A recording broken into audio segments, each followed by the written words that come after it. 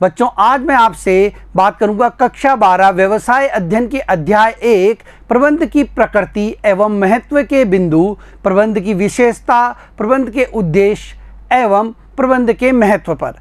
आइए प्रारंभ करते हैं प्रबंध की विशेषता से। प्रबंध की विशेषताएं, देखिए प्रबंध की कुछ महत्वपूर्ण जो विशेषताएं हैं वो निम्नलिखित हैं। प्रबंध एक उद्देश्यपूर्ण प्रक्रिया है। प्रबंध उद्देश्यपूर्ण प्रक्रिया है। प्रबंध कार्य किसी न किसी उद्देश्य की पूर्ति के लिए किया जाता है। जो उद्देश्य, जो लक्ष्य पूर्व में निर्धारित किए जाते हैं, उन लक्ष्यों की प्राप्ति के लिए प्रबंध किया जाता है। प्रबंध सर्वव्यापी है। देखिए किसी भी प्रकार का संगठन हो, चाहे वह संगठन छोटा हो, चाहे वह संगठन बड़ा हो, चाहे लाभकारी हो, चाहे गैर लाभकारी हो, राजनीतिक संगठन हो, सामाजिक संगठन हो या व्यावसायिक संगठन हो, सभी के लिए प्रबंध आवश्यक है। प्रबंध सभी संगठनों के हर विभाग में किया जाता है, वह हर स्तर पर किया जाता है। अगला देखते हैं, प्रबंध बहुआयामी प्रक्रिया है। देखिए प्रबंध जो है वह बहुआयामी प्रक्रिया कहलाता है क्योंकि इसके अंतर्गत कार्य का प्रबंध होता है, इसके अंतर्गत लोगों का प्रबंध किया जाता है, साथ ही साथ परिचालन संबंधी प्रबंध भी किया जाता है। अगला देखते हैं, निरंतर चलने वाली प्रक्रिया है। देखिए जो ये प्रबंध के कार्य हैं ये निरंतर चलते रहते हैं। नियोजन, संगठन, नियुक्तिकरण, निर्देशन, नियंत्रण, ये कार्य निरंतर चलने वाले हैं। उद्देश्य की प्राप्ति हो जाती है, उसके बाद अगले उद्देश्य तय किए जाते हैं, अगले लक्ष्य तय किए जाते हैं और उनको प्राप्त करने के लिए नए सिरे से प्लानिंग की जाती है और ये कार्य निरंतर एक संगठन में चलते रहते हैं। तो यह निरंतर चलने वाली प्रक्रिया है। प्रबंध सामूहिक प्रक्रिया है। देखिए संगठन के उद्देश्यों को प्राप्त करने के लिए एक अकेला व्यक्ति प्रयास कर सकता है, लेकिन वह उन्हें पूर्ण रूप से प्राप्त नहीं कर सकता। जो भी कर्मचारी संगठन से जुड़े होते हैं वे अलग अलग कार्य करते हैं, लेकिन उनका उद्देश्य होता है संगठन के लक्ष्यों को प्राप्त करना, संगठन के उद्देश्यों को प्राप्त करना। तो सभी लोग मिलकर संगठन के उद्देश्यों को प्राप्त करने के लिए कार्य करते हैं। तो प्रबंध सामूहिक प्रक्रिया है। सभी लोगों को संगठन के लक्ष्यों, उद्देश्यों को प्राप्त करने के लिए तैयार करना, ये प्रबंध के अंतर्गत आता है। प्रबंध गतिशील कार्य है। देखिए यह वातावरण के साथ साथ बदलता रहता है।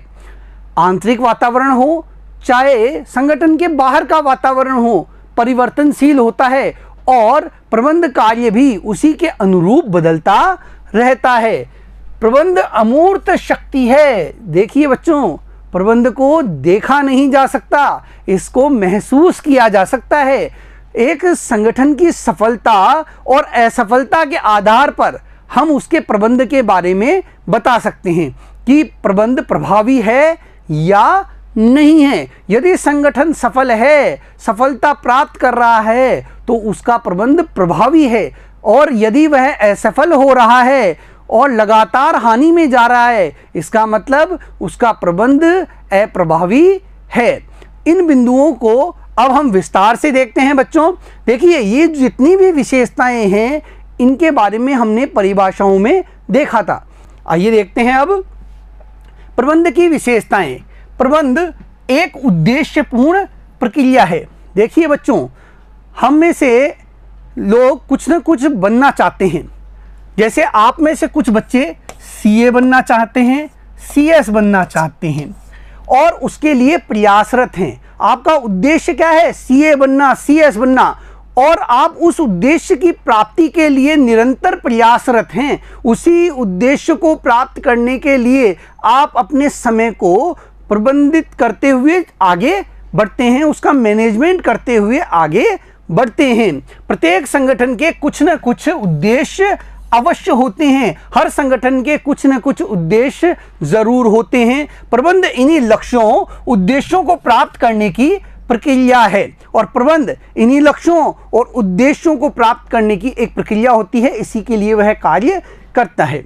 यह निर्धारित लक्ष्यों को प्राप्त करने में सहायता करती है और प्रबंध के द्वारा ही निर्धारित लक्ष्यों उद्देश्यों को प्राप्त करने में सहयोग प्राप्त होता है। यदि प्रबंध अच्छे तरीके से किया जाता है तो लक्ष्य उद्देश्य आसानी से प्राप्त किए जा सकते हैं। अगला बिंदु देखते हैं बच्चों, प्रबंध सर्वव्यापी है। देखिए, प्रबंध सर्वव्यापी होता है। प्रबंध संगठन के हर विभाग में होता है, हर स्तर पर होता है, चाहे वह उच्च स्तरीय प्रबंध हो, चाहे मध्य स्तर पे हो, चाहे निम्न स्तर पे हो, चाहे किसी भी विभाग में हो, उसके विभागाध्यक्ष द्वारा प्रबंध का कार्य किया जाता है। चाहे संगठन बड़ा हो, चाहे वह छोटा हो, चाहे वह लाभकारी संगठन है, चाहे वह गैर लाभकारी संगठन है, चाहे वह सेवा प्रदाता संगठन है या फिर वह विनिर्माण से संबंधित कार्य करने वाला संगठन है, सभी जगह प्रबंध होता है।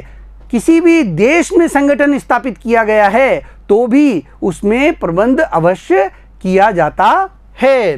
प्रबंध सभी प्रकार के संगठनों के लिए एवं संगठन के प्रत्येक स्तर पर आवश्यक है। देखिए, सभी प्रकार के संगठनों के लिए आवश्यक होता है, साथ ही सभी स्तर पर आवश्यक है। संगठन चाहे राजनीतिक हो, चाहे सामाजिक हो, चाहे व्यावसायिक संगठन हो, सभी के लिए प्रबंध बहुत जरूरी होता है। प्रबंध बहुआयामी प्रक्रिया है। देखिए, प्रबंध एक जटिल प्रक्रिया है, साथ ही साथ बहुआयामी प्रक्रिया होती है। इसमें कार्य का प्रबंध, लोगों का प्रबंध तथा परिचालन का प्रबंध शामिल है। देखिए, कार्य का प्रबंध के अंतर्गत नियोजन, संगठन और नियंत्रण का कार्य किया जाता है, जबकि लोगों के प्रबंध के अंतर्गत नियुक्तिकरण,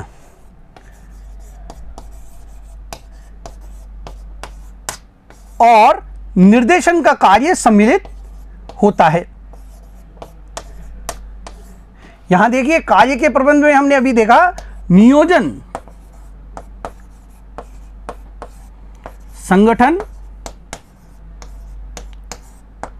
एवं नियंत्रण का कार्य किया जाता है, जबकि जो लोगों का प्रबंध है इसके अंतर्गत नियुक्तिकरण व उनका निर्देशन किया जाता है।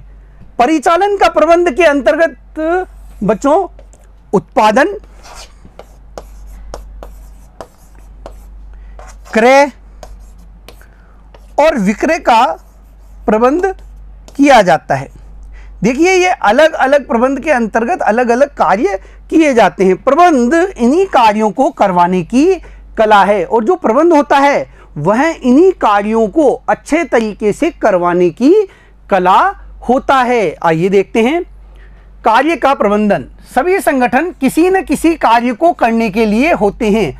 हर संगठन किसी न किसी प्रकार का कार्य करता है, चाहे वह विनिर्माण का कार्य करे, चाहे वह सेवा प्रदान करने का कार्य करे। प्रबंधन समस्याओं का समाधान करना, देखिए, समस्याओं का समाधान करना, निर्णय लेना, योजनाएं बनाना, बजट बनाना, दायित्व निश्चित करना एवं अधिकारों का प्रत्यायोजन करना आदि विभिन्न कार्य करता है।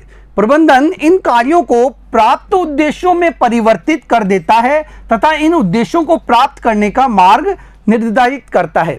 और जो प्रबंधन होता है वह इन कार्यों को प्राप्त उद्देश्यों में परिवर्तित कर देता है। जो उद्देश्य हमें प्राप्त करने हैं उनमें परिवर्तित कर देता है। अपने उद्देश्यों को प्राप्त करने के लिए वह ये कार्य करता है और इन उद्देश्यों को प्राप्त करने के लिए वह एक मार्ग निर्धारित करता है और उसी के अनुसार आगे बढ़ता है। दूसरा है लोगों का प्रबंध। संगठन में लोगों से कार्य करवाने का कार्य भी प्रबंध करता है। देखिए, यह बहुत जरूरी होता है। अलग अलग लोग अलग अलग प्रकार का कार्य करते हैं और उनसे सामूहिक रूप से अपने लक्ष्यों को प्राप्त करने के लिए कार्य करवाना बहुत ही कठिन कार्य होता है। तो यह कार्य भी प्रबंध द्वारा किया जाता है। यह लोगों की ताकत को प्रभावी बनाकर एवं उनकी कमजोरी को अप्रासंगिक बनाकर उनसे संगठन के उद्देश्यों की प्राप्ति के लिए कार्य करता है। देखिए, प्रबंध क्या है? लोगों के जो गुण होते हैं उनको निखार कर उनसे संगठन के उद्देश्यों को प्राप्त करने के लिए और अधिक कार्य करवाता है। परिचालन का प्रबंध, प्रत्येक संगठन में एक ऐसी उत्पादन प्रक्रिया की आवश्यकता होती है जो आगत माल को उपभोग के लिए आवश्यक निर्गत माल में बदलने के लिए आगत माल एवं तकनीक के प्रवाह को व्यवस्थित करती है। देखिए, उत्पादन का कार्य हर संगठन में होता है। कच्चे माल से वह प्रक्रिया को अपनाकर उत्पादन का कार्य करता है और एक अच्छी गुणवत्ता वाली वस्तु में उसे बदलने का कार्य करता है। और किस प्रकार कम से कम लागत पर अच्छी गुणवत्ता की वस्तु तैयार की जाए, यह परिचालन प्रबंधन के अंतर्गत आती है, जिससे लाभ अधिक हो। आगे देखते हैं बच्चों, प्रबंध निरंतर चलने वाली प्रक्रिया है। देखिए, प्रबंध का जो कार्य है वह संगठन के जीवन भर चलने वाले कार्य होता है। यह संगठन के जीवन भर चलने वाली प्रक्रिया है। संगठन में नियोजन, नियुक्तिकरण, निर्देशन आदि की आवश्यकता सदैव रहती है। देखिए, प्लानिंग लगातार होती रहती है, नियुक्तियां भी लगातार होती रहती है और जो कर्मचारी नियुक्त किए गए हैं उनका निर्देशन का कार्य भी निरंतर चलता रहता है। साथ ही साथ संगठन के जो कार्य होते हैं, जो एक प्रबंधन के द्वारा निर्धारित कार्य है, वे भी निरंतर चलते रहते हैं। लक्ष्य प्राप्त कर लिए गए तो उसके बाद संगठन रुक नहीं जाता, वह नए लक्ष्य, नए उद्देश्यों के साथ आगे बढ़ता है, उनके अनुसार योजनाएं बनाने का कार्य करता है और ये कार्य निरंतर चलते रहते हैं। इसीलिए प्रबंधन निरंतर चलने वाली प्रक्रिया है। प्रबंध सामूहिक प्रक्रिया है। देखिए, प्रबंध में सभी व्यक्ति सामूहिक रूप से संगठन के लक्ष्यों को प्राप्त करने के लिए, उद्देश्यों को प्राप्त करने के लिए प्रयास करते हैं। अलग अलग लोग होते हैं, अलग अलग कार्य करते हैं, लेकिन उन सबका लक्ष्य होता है संगठन के उद्देश्यों को प्राप्त करना। प्रबंध में सभी व्यक्ति सामूहिक रूप से मिलकर निर्धारित लक्ष्यों की प्राप्ति के लिए कार्य करते हैं। निर्धारित लक्ष्यों को प्राप्त करते हैं, वो निर्धारित लक्ष्यों को प्राप्त करने के लिए कार्य करते हैं और निर्धारित लक्ष्य उनके द्वारा प्राप्त किया जाता है। तो सामूहिक रूप से निर्धारित लक्ष्य प्राप्त करना भी एक प्रबंध का विशेषता है। देखिए, अकेला व्यक्ति जो है वो सारे उद्देश्यों की पूर्ति नहीं कर सकता और जो अलग अलग विभागों में लोग लगे हुए हैं वो लोग मिलकर जो उद्देश्य हैं उनको प्राप्त कर लेते हैं। और ये प्रबंध पर निर्भर करता है कि वह इन अलग अलग लोगों के प्रयासों से, अलग अलग प्रयासों से सामूहिक उद्देश्य किस प्रकार प्राप्त करता है। आगे देखते हैं बच्चों, प्रबंध गत्यात्मक गतिशील कार्य है। देखिए, पर्यावरण निरंतर बदलता रहता है, संगठन का वातावरण निरंतर बदलता रहता है, आंतरिक वातावरण भी बदलता है और बाह्य वातावरण भी बदलता है, बाहरी परिस्थितियां भी बदलती है। तो प्रबंध को उसी अनुरूप अपने उद्देश्यों में परिवर्तन करना होता है। प्रबंध कार्य बदलते हुए वातावरण के साथ बदलता रहता है। किसी भी संगठन के बाहरी तथा आंतरिक पर्यावरण हमेशा बदलते रहते हैं तथा संगठन के उद्देश्यों को भी इसी अनुरूप बदलना होता है। देखिए, संगठन के जो उद्देश्य हैं वो भी उसके वातावरण के अनुसार बदलते रहने चाहिए। जिस प्रकार आंतरिक वातावरण बदलता है, बाहरी वातावरण बदलता है, उसी के अनुसार प्रबंधन अपने संगठन के उद्देश्यों को बदलते रहते हैं और संगठन को आगे बढ़ाने के लिए निरंतर प्रयासरत रहते हैं। इसीलिए इसे गत्यात्मक या गतिशील कार्य कहा गया है। प्रबंध एक अमूर्त शक्ति है। देखिए, प्रबंध को देखा नहीं जा सकता, इसे महसूस किया जा सकता है। संगठन की सफलता असफलता के आधार पर हम उसके प्रबंध के बारे में बता सकते हैं। प्रबंध को देखा नहीं जा सकता, इसलिए यह अमूर्त शक्ति है। इसकी उपस्थिति का केवल अनुभव किया जा सकता है जब एक संगठन में उद्देश्यों को योजनाओं के अनुरूप प्राप्त किया जा रहा हो, तो कहा जा सकता है कि उस संगठन का प्रबंध अच्छा है। यदि संगठन के उद्देश्यों को पूर्व निर्धारित योजना के अनुसार हम प्राप्त कर रहे हैं, तो इसका मतलब उस संगठन का जो प्रबंध है वो बहुत अच्छा है।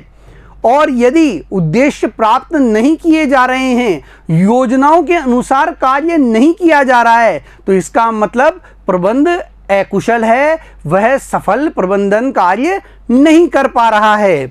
संगठन के विकास एवं पतन से उसके प्रबंध का पता चलता है। देखिए, किसी भी संगठन के विकास और उसके पतन से उस संगठन के प्रभावी प्रबंध के बारे में पता चलता है। यदि संगठन विकास के पथ पर अग्रसर है, यदि वह निरंतर लाभ प्राप्त कर रहा है, अपने संगठन को विकास की राह पर आगे बढ़ा रहा है, इसका मतलब उसका प्रभावी प्रबंध किया जा रहा है।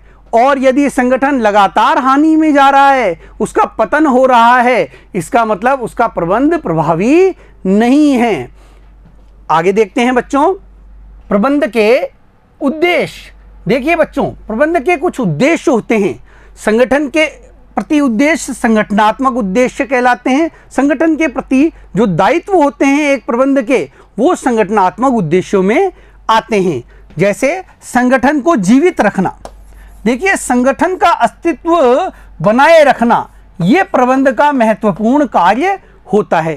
साथ ही साथ संगठन को लाभ में ले जाना भी प्रबंध का महत्वपूर्ण कार्य होता है। लाभ अर्जित करना,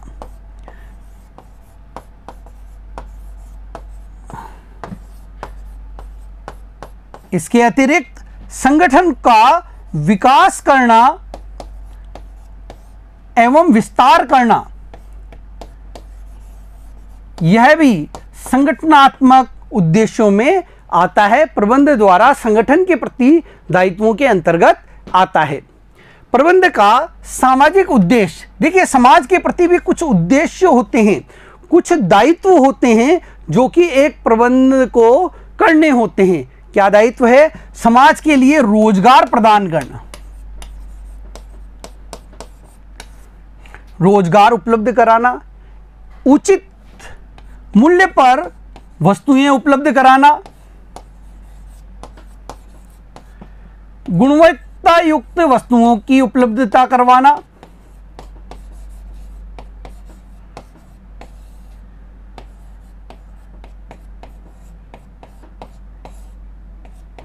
ये सामाजिक उद्देश्यों के अंतर्गत आते हैं। इसी प्रकार कर्मचारीगण संबंधी उद्देश्य, इन्हें हम व्यक्तिगत उद्देश्य भी बोलते हैं। कर्मचारियों के प्रति दायित्व, इसके अंतर्गत कर्मचारियों को उचित वेतन प्रदान करना, उचित वेतन देना, उनके कार्यों को मान्यता देना,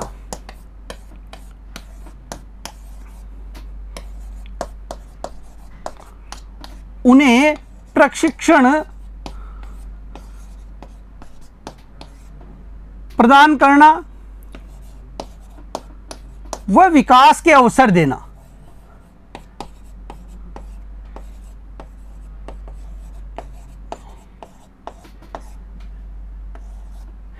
ये कर्मचारियों के प्रति प्रबंध के दायित्व होते हैं, जिन्हें कर्मचारीगण उद्देश्यों के अंतर्गत लिया जाता है।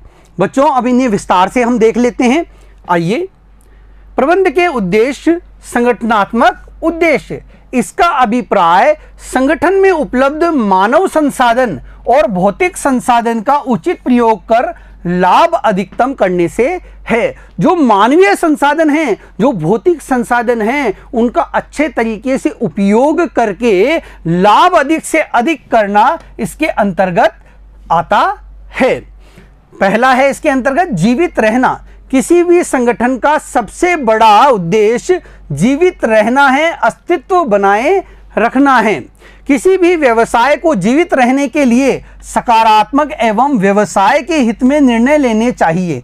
देखिए, प्रबंध जब व्यवसाय को जीवित रखना चाहता है तो वह व्यवसाय के लिए सकारात्मक निर्णय लेता है और व्यवसाय के हित के लिए वह निर्णय लेता है, जिससे व्यवसाय जीवित रह सकता है, उसका अस्तित्व बना रह सकता है, ताकि वह अधिक से अधिक धन कमा सके और लागतों को पूरा कर सके। देखिए, जब सकारात्मक निर्णय लिए जाएंगे, जब संगठन के लिए अच्छे निर्णय लिए जाएंगे, वह उसको आगे बढ़ाने के लिए कार्य किया जाएगा, तो लागतों को उससे कम किया जा सकता है। साथ ही साथ जब लागतें कम होंगी तो अधिक धन कमाकर लाभ अर्जित किया जाएगा, जिससे संगठन अस्तित्व में रहेगा।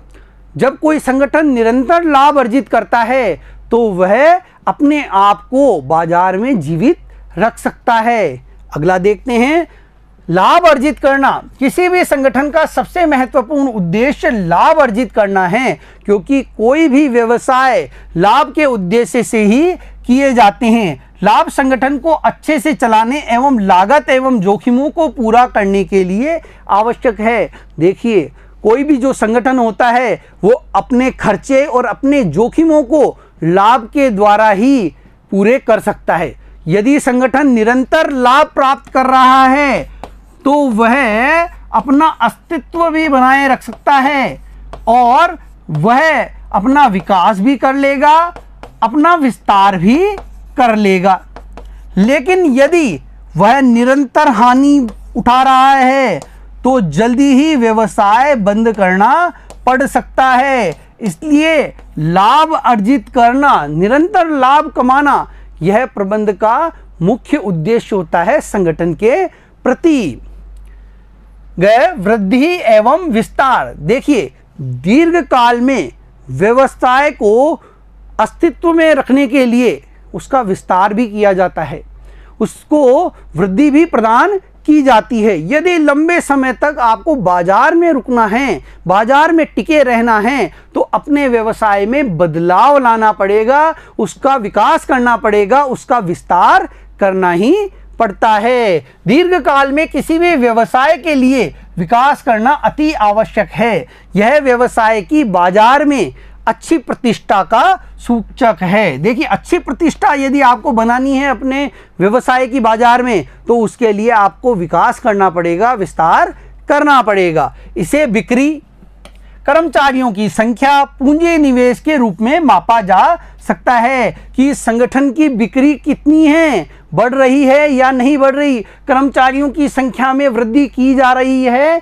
या नहीं की जा रही, पूंजी निवेश को बढ़ाया जा रहा है या नहीं बढ़ाया जा रहा। इससे उसके विकास को, विस्तार को मापा जाता है। जैसे यदि किसी संगठन की बिक्री, कर्मचारियों की संख्या या पूंजी निवेश में वृद्धि होती है तो यह इसके विकास का प्रतीक है। यदि इनमें वृद्धि होती है तो इससे कहा जा सकता है संगठन विकास कर रहा है, वह अपने आप का विस्तार कर रहा है। तो यह भी प्रबंधन का महत्वपूर्ण उद्देश्य होता है कि वह अपने संगठन की वृद्धि करे, उसका विस्तार करे। आगे देखते हैं बच्चों, सामाजिक उद्देश्य। इससे अभिप्राय सामाजिक हित को ध्यान में रखने से है। देखिए, कोई भी संगठन, कोई भी व्यवसाय समाज से अलग हटकर नहीं चलाया जा सकता। समाज में रहकर ही, समाज से प्राप्त संसाधनों का उपयोग करके ही कोई भी व्यवसाय चलाया जा सकता है। इसलिए प्रबंधन का समाज के प्रति भी दायित्व बनता है। सामाजिक हित को ध्यान में रखने से इसका अभिप्राय है, कोई भी व्यवसाय समाज का अभिन्न अंग होता है।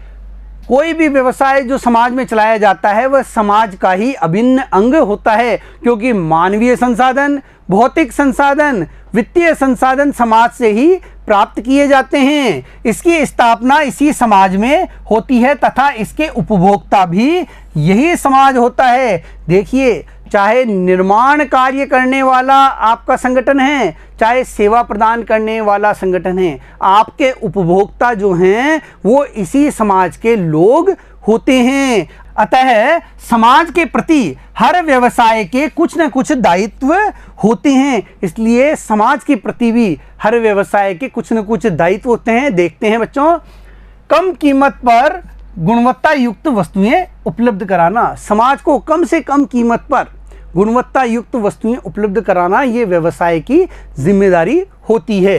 पर्यावरण को बिना नुकसान पहुंचाए उत्पादन करना और पर्यावरण को सुरक्षित रखते हुए अपने उत्पादन कार्य को करना, यह भी प्रबंधन का उद्देश्य होता है। रोजगार के अधिक अवसर उपलब्ध कराना, समाज के लोगों को अधिक से अधिक रोजगार उपलब्ध कराना, यह भी प्रबंधन का उद्देश्य है। करों का ईमानदारी से और समय पर भुगतान करना। देखिए, जो भी कर संगठन पे लगते हैं, व्यवसाय पे लगते हैं, उनको उसका समय पर भुगतान करना चाहिए और ईमानदारी से भुगतान करना चाहिए। मानवीय आवश्यकताओं की पूर्ति करना तथा जीवन स्तर में सुधार करना। देखिए, संगठन मनुष्य की आवश्यकताओं को पूरी करने के लिए उत्पादन कार्य करता है, अपनी सेवाएं प्रदान करता है, तो उसे मानवीय आवश्यकताओं की पूर्ति करने के लिए निरंतर प्रयासरत रहना चाहिए, जिससे लोगों का जीवन स्तर सुधरता है। तो ये सामाजिक उद्देश्य के अंतर्गत आते हैं। अगला है कर्मचारीगण संबंधी उद्देश्य। देखिए, कर्मचारियों के प्रति भी एक प्रबंधक के कुछ उद्देश्य होते हैं, कुछ दायित्व होते हैं जिन्हें उसे पूरा करना चाहिए, क्योंकि कर्मचारी किसी भी संगठन के लिए बहुत महत्वपूर्ण भाग होते हैं। कर्मचारी संगठन के उद्देश्यों को प्राप्त करने में महत्वपूर्ण भूमिका निभाते हैं। तो प्रबंधन को चाहिए कि वह कर्मचारियों के लिए भी कार्य करे, उनकी जो आवश्यकताएं हैं, उनकी जो आकांक्षाएं हैं, उनको पूरा करने का कार्य करे। यह कर्मचारीगण संबंधी उद्देश्यों के अंतर्गत आता है। आइए देखें, इससे अभिप्राय कर्मचारियों के हितों को ध्यान में रखने से है। कर्मचारी किसी भी संगठन का एक महत्वपूर्ण हिस्सा होते हैं तथा हर व्यवसाय का इनके प्रति कुछ उत्तरदायित्व होते हैं। हर व्यवसाय का अपने कर्मचारियों के प्रति कुछ न कुछ उत्तरदायित्व होते हैं, जिसे संगठन को पूरा करना उसका नैतिक कर्तव्य है। संगठन को कर्मचारियों की वित्तीय आवश्यकताओं, सामाजिक आवश्यकताओं और उच्च स्तरीय आवश्यकताओं को पूरा करने का प्रयास करना चाहिए। देखिए, अच्छा वेतन देकर, अच्छा पारिश्रमिक देकर वित्तीय आवश्यकताओं को पूरा किया जा सकता है। उन्हें आगे बढ़ने का मौका देकर, उन्हें पदोन्नति देकर, उनके कार्यों को मान्यता देकर उन्हें उच्च स्तरीय उनकी आवश्यकताओं को पूरा किया जा सकता है। साथ ही साथ उन्हें स्वास्थ्य संबंधी सुविधाएं प्रदान करके और अच्छा वातावरण प्रदान करके उनकी सामाजिक आवश्यकताओं को भी पूरा किया जा सकता है। समाज में उनकी मान प्रतिष्ठा को बढ़ाने जैसे कार्य भी प्रबंधन को करने चाहिए। कर्मचारियों को उचित पारिश्रमिक देना, कर्मचारियों की व्यक्तिगत वृद्धि के अवसर उन्हें देना, साथ ही कार्य करने का अच्छा वातावरण उन्हें उपलब्ध कराना, स्वास्थ्य संबंधी सुविधाएं प्रदान करना, ये प्रबंधन के अपने कर्मचारियों के प्रति दायित्व होते हैं और इन्हें प्रबंधन को निभाना चाहिए। इसके अतिरिक्त भी वह उनके कार्यों को मान्यता देकर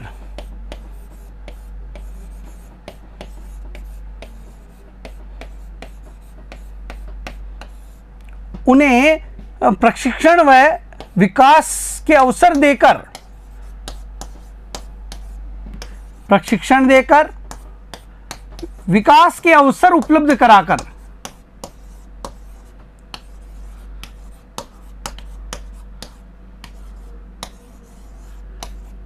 वह अपने दायित्वों का निर्वहन कर सकता है। आगे देखते हैं बच्चों, प्रबंध का महत्व। देखिए, प्रबंध का महत्व क्या है, इसको जानने के लिए हम कुछ बिंदुओं का अध्ययन करते हैं। आइए बच्चों, सामूहिक लक्ष्यों की प्राप्ति में सहायक। देखिए, प्रबंध कर्मचारियों को टीम भावना के साथ काम करवाकर सामूहिक लक्ष्यों को प्राप्त कर सकता है। प्रबंध कर्मचारियों में टीम भावना तथा समन्वय का विकास करने में सहायता करता है, ताकि संगठन के निर्धारित उद्देश्यों को प्राप्त किया जा सके। हमने देखा कि संगठन में कई कर्मचारी कार्य करते हैं और वो अलग अलग कार्य करते हैं। हर विभाग से संबंधित कर्मचारी अलग अलग कार्य करते हैं, लेकिन उनका जो एक लक्ष्य होता है वह होता है संगठन के उद्देश्य को प्राप्त करना, संगठन को लाभ में ले जाने के लिए वो कार्य करते हैं। चाहे वे किसी भी विभाग में कार्य करें, संगठन का एक लक्ष्य होता है, एक उद्देश्य होता है कि संगठन लाभ अर्जित करे, वह विकास करे, और इसके लिए किसी भी विभाग में, चाहे किसी भी स्तर पे काम करने वाला कर्मचारी हो, वह सामूहिक रूप से उस लक्ष्य की प्राप्ति, उस उद्देश्य की प्राप्ति के लिए कार्य करता है। अपने अपने कार्य करते रहते हैं, लेकिन वो संगठन के उद्देश्यों को प्राप्त करने में पूर्ण रूप से योगदान देते हैं। और प्रबंध इसके लिए बहुत ज़रूरी होता है, क्योंकि प्रबंध उन्हें मोटिवेट करता है, टीम भावना के साथ काम करने की प्रेरणा प्रदान करता है, कार्य क्षमता में वृद्धि करता है। देखिए, प्रबंध द्वारा कर्मचारियों की कार्य क्षमता में वृद्धि की जाती है। प्रबंध कर्मचारियों को कार्य करने की क्षमता, योग्यता तथा कुशलता में वृद्धि करता है। इससे संसाधनों का उचित प्रयोग संभव हो पाता है, जिससे लागतें कम आती है और उत्पादकता बढ़ती है। देखिए, यदि प्रभावी प्रबंध किया जाता है और कर्मचारियों को सही तरीके से गाइडेंस दी जाती है, उन्हें समय समय पर प्रशिक्षण प्रदान किया जाता है, उन्हें आगे बढ़ने का अवसर दिया जाता है, तो वे संगठन के लिए अच्छे तरीके से काम करते हैं और इससे संसाधनों का सही तरीके से उपयोग हो सकता है। और जब संसाधनों का सही तरीके से उपयोग होता है तो कम लागत पर अधिक उत्पादन किया जा सकता है, जिससे लाभ होता है। जिससे क्या होता है? लाभ होता है। जब कम लागत पर अधिक उत्पादन होता है तो उससे लाभ भी अधिक होने लगता है, और यह प्रबंध द्वारा ही संभव है। यदि प्रबंध अच्छे तरीके से प्रबंध कार्य करता है तो कर्मचारी कम लागत पर अच्छा उत्पादन करने के लिए प्रेरित होते हैं। आगे देखते हैं, गतिशील संगठन का निर्माण करता है। देखिए, परिवर्तनों के साथ साथ बदलाव लाने का कार्य प्रबंध द्वारा किया जाता है।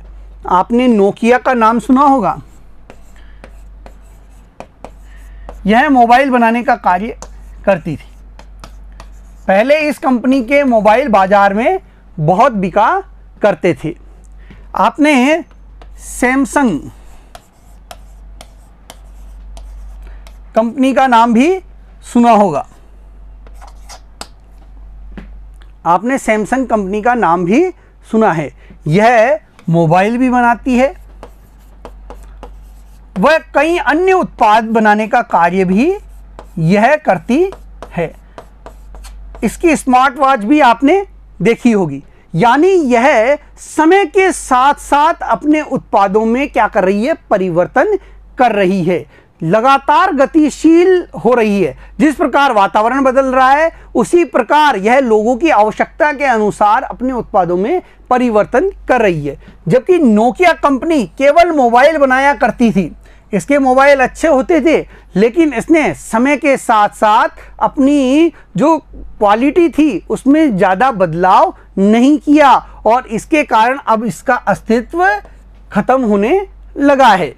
प्रत्येक संगठन का प्रबंधन बदलते वातावरण के अनुसार करना होता है। प्रबंध इन्हीं परिवर्तनों को पता लगाकर जोखिम, टकराव, चुनौतियों से बचने में संगठन की सहायता करता है। जिस प्रकार वातावरण बदलता रहता है, प्रबंधन उससे संबंधित परिवर्तनों का पता लगाकर जोखिम, टकराव और चुनौतियों से बचने में संगठन की सहायता करता है। वह जो भी वातावरण में नई नई चुनौतियां आने वाली है, नई नई जोखिम आने वाले हैं, नए नए जो टकराव उत्पन्न होने वाले हैं, उससे संगठन को बचाने का कार्य करता है, और यह प्रभावी प्रबंध से ही संभव हो पाता है।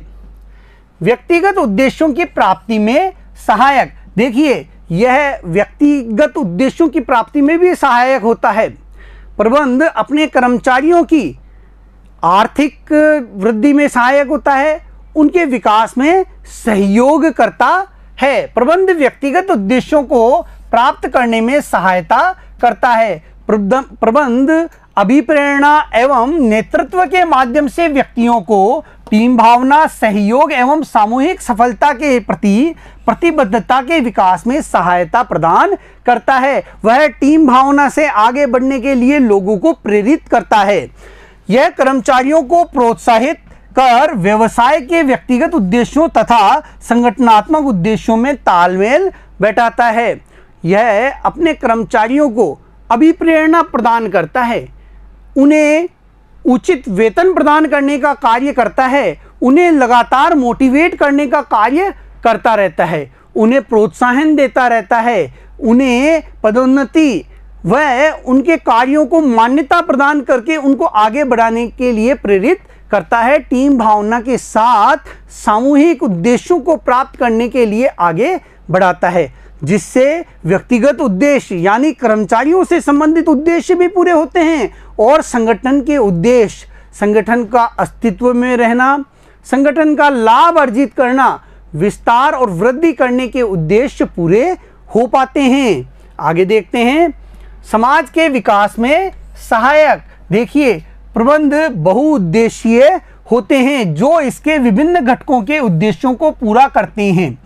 यह अच्छी गुणवत्ता वाली वस्तुएं, सेवाएं, रोजगार के अवसर प्रदान कर समाज के विकास में सहायता करता है। यह समाज के लिए अच्छी गुणवत्ता वाली वस्तुएं कम कीमत पर उपलब्ध कराने का कार्य करते हैं। साथ ही साथ रोजगार के अवसर प्रदान करके समाज के विकास में योगदान देते हैं। ये लोगों को कई विकल्प उपलब्ध कराने का कार्य करते हैं।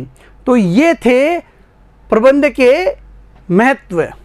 बच्चों, आज हमने प्रबंध की विशेषता के बारे में जाना, आज हमने प्रबंध के उद्देश्यों के बारे में जाना, साथ ही साथ आज हमने प्रबंध के महत्व के बारे में जाना।